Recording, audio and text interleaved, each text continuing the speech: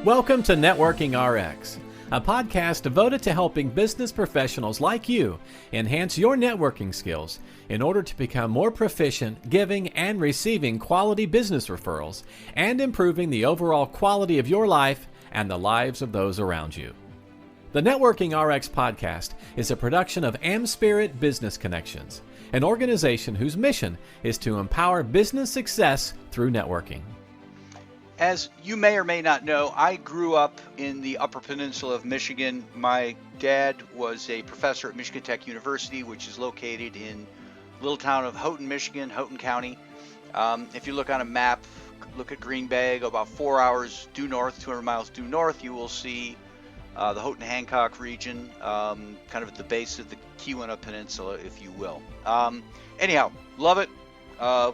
I always refer to it as my hometown, probably always will refer to it as my hometown. But when we moved up there in 1970, we had an opportunity to buy a house, and it was on the western shore of Portage Lake. And Portage Lake is an inland lake of Lake Superior. And if you look on the map, you'll see, and the Portage Lake waterway kind of cuts across the Keweenaw Peninsula, if you will. In the fall, when there are really bad storms, you'll have big ships come in there, and it's kind of a safe harbor for the ships with the big November storms. We all heard the song of the Edmund Fitzgerald, or know about the tale of the Edmund Fitzgerald. Big ore ships would come through. At any rate, we were fortunate enough to have property, lakefront property, 75 feet of lakefront property on the western shore of Portage Lake. And the weather can get bad, and so you'll get these storms coming in and giant waves. And so early on, my dad and our neighbor, Mr. Ortner, were going to build a seawall, because if you don't build a seawall, the waves are just going to tear apart the shoreline. And take trees out and whatnot. So you want to build a seawall. And so they had a company come in, and I was probably, 9 or 10 at the time. I had a company come in, and they drove these cedar piles, or cedar logs, into the sand, and then put flashing behind it, metal flashing. And then behind that, you would put in rock and then sand. So the company came in, they put the seawall in, and it was really up to us then to put the rock in and move the sand. And so there was a lot of rock that came in. The Upper Peninsula area, or the area where I was at, grew up, Houghton County, the four counties of it's called the Copper Country. It's called the Copper Country because there was a lot of copper mining. And so there are just piles and piles of mine rock they've pulled out of the ground that had copper in it. Some still did have copper in it, little flecks of copper. The very jagged sort of rock, if you will, but it's pretty much everywhere. And so the company that was helping us with the seawall, they brought these rocks in, piles of rocks, because we might have to, we built the seawall out a little bit so we could fill in and have a little more shoreline, if you will, or more usable area. And so these piles of rock came in, and so we had to move the rock.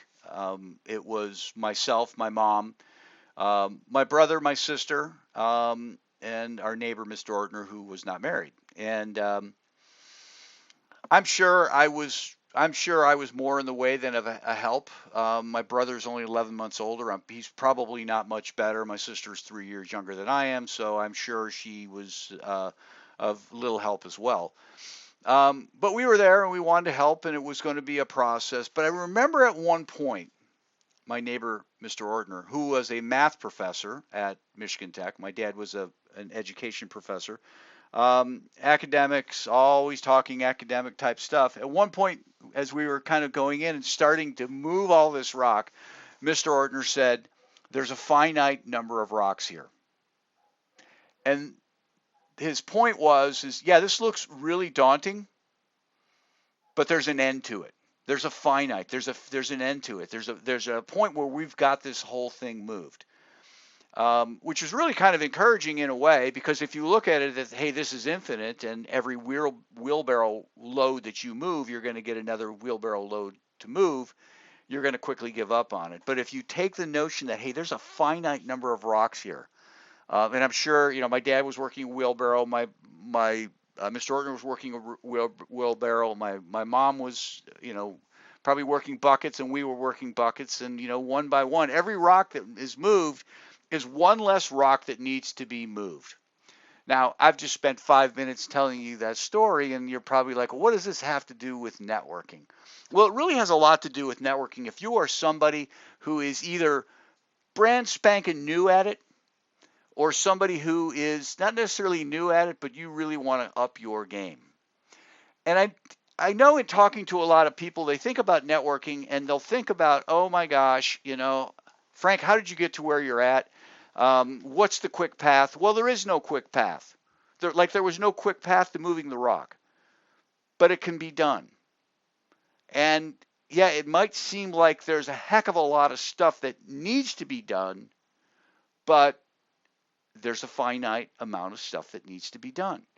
So if you're that person who, you worked at a company for years and now you decide you're going to be a realtor, or you decided, hey, I was with the accounting firm and now I'm going to have my own accounting practice, but I need to get out and I need to network. And you kind of look at it as this daunting sort of a thing. It's like, oh my gosh, I've got to get out there and I've got to build a network. There's a finite amount of stuff that you need to do. Now, I will grant you this. There's an infinite amount of networking. I've constantly got to be networking. But for you to build up, to get yourself to a point where you have that foundation, it might seem like, oh my gosh, I have so much to do, I don't even want to embark on it. Don't think that way. There's a finite amount of stuff that you need to do. Just start making a list and start doing things, and know that every time you do something, you've moved a little more of what I'll call metaphorical rock, right? There's not a limitless amount of stuff to do. You've done something. So do some more, and then do some more.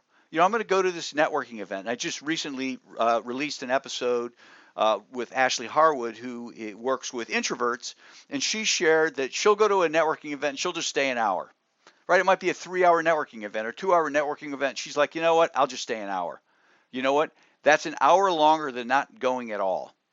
And by going, she is moving a little bit of metaphorical rock. So you need to go. You need to do those things. You need to, get online and make some comments on some posts. You need to say, okay, you know what? A couple days a week, I'm going to go have lunch with people that I didn't know, or maybe people that I do know, and I need to kind of build that relationship. Again, moving a little more metaphorical rock. There's an end in sight. Likewise, if you're looking to up your game, right? You're out there and you are that entrepreneur, you're that sales rep, you're that professional, and you probably need to be doing more. You need to take yourself to a new level. Maybe you're releasing a book, got a podcast you need to promote, whole lot of different things that you could possibly have to embark upon. There's a limit.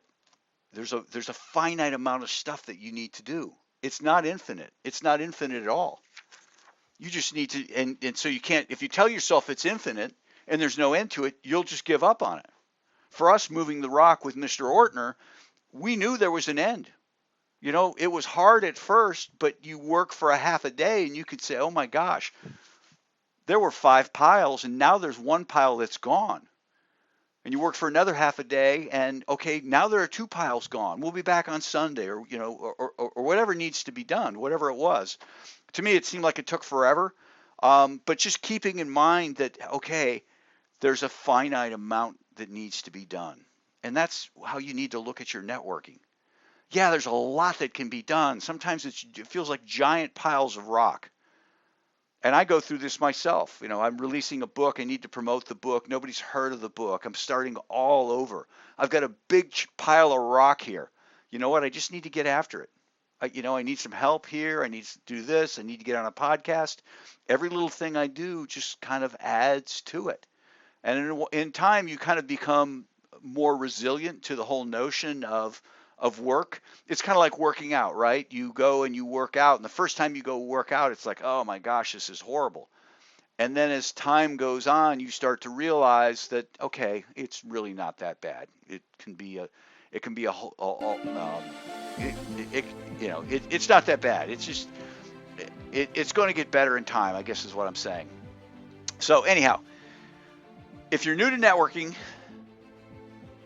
get out there and just get after it. If you're trying to really grow your network and really go from having a mediocre network to a really great network, yeah, there can be a lot of work. It can be a ton of work. But know that there's a finite amount of work.